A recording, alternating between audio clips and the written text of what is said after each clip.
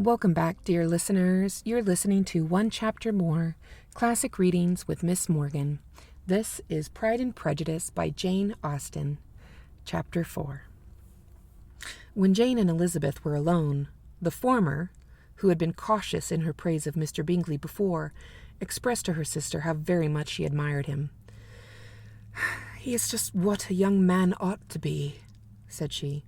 "Sensible, good-humoured, lively, and I never saw such happy manners, so much ease, with such perfect good breeding." "He is also handsome," replied Elizabeth, "which a young man ought likewise to be, if he possibly can. His character is thereby complete." "I was very much flattered by his asking me to dance a second time. I did not expect such a compliment." "Did not you? I did for you. But that is one great difference between us. Compliments always take you by surprise, and me never. What could be more natural than his asking you again? He could not help seeing that you were about 5 times as pretty as every other woman in the room. No thanks to his gallantry for that. Well, he certainly is a very agreeable, and I give you leave to like him. You have liked many a stupider person." "Dear Lizzie, you are a great deal too apt, you know, to like people in general. You never see a fault in anybody. All the world are good and agreeable in your eyes. I never heard you speak ill of a human being in my life." "I would wish not to be hasty in censuring anyone, but I always speak what I think." "I know you do, and it is that which makes the wonder. With your good sense, to be so honestly blind to the follies and nonsense of others. Affectation of candour is common enough. One meets it everywhere.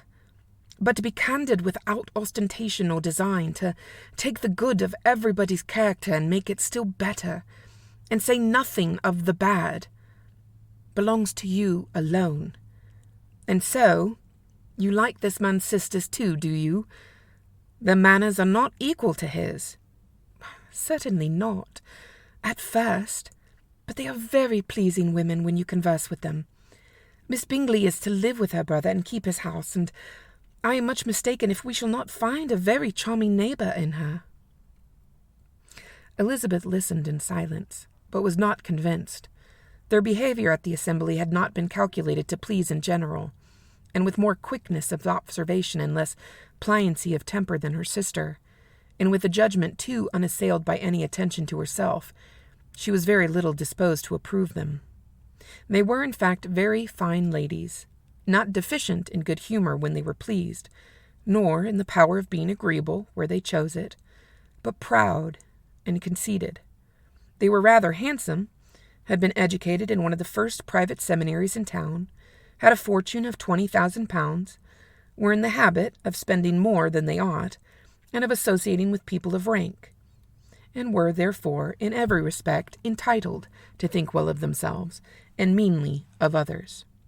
They were of a respectable family in the north of England, a circumstance more deeply impressed on their memories than that their brother's fortune and their own had been acquired by trade.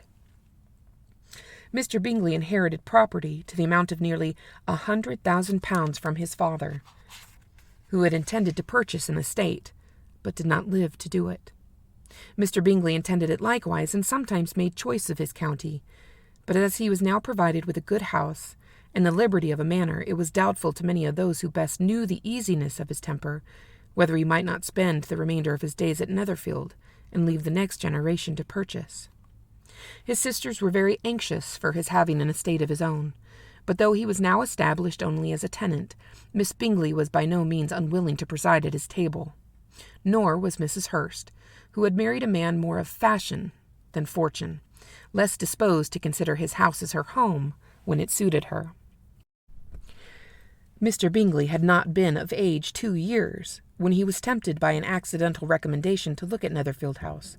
He did look at it, and into it for half an hour, was pleased with the situation in the principal rooms, satisfied with what the owner said in its praise, and took it immediately.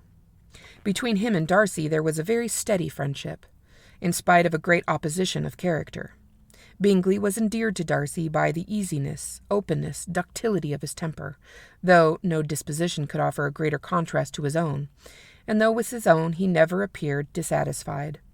On the strength of Darcy's regard, Bingley had the firmest reliance, and of his judgment the highest opinion. In understanding, Darcy was the superior. Bingley was by no means deficient, but Darcy was clever. He was at the same time haughty, reserved, and fastidious, and his manners, though well-bred, were not inviting. In that respect his friend had greatly the advantage. Bingley was sure of being liked wherever he appeared. Darcy was continually giving offence. The manner in which they spoke of the Merrington assembly was sufficiently characteristic. Bingley had never met with a pleasanter people or prettier girls in his life. Everybody had been most kind and attentive to him. There had been no formality, no stiffness. He had too soon felt acquainted with all the room, and as to Miss Bennet, he could not conceive an angel more beautiful. Darcy, on the contrary, had seen a collection of people in whom there was little beauty and no fashion, for none of whom he had felt the smallest interest, and from none received either attention or pleasure. Miss Bennet he acknowledged to be pretty, but she smiled too much. Mrs. Hurst and her sister allowed it to be so, but they still admired her and liked her, and pronounced her to be a sweet girl, and one whom they should not object to know more of. Miss Bennet was therefore established as a sweet girl, and their brother felt authorized by such commendation to think of her as he chose.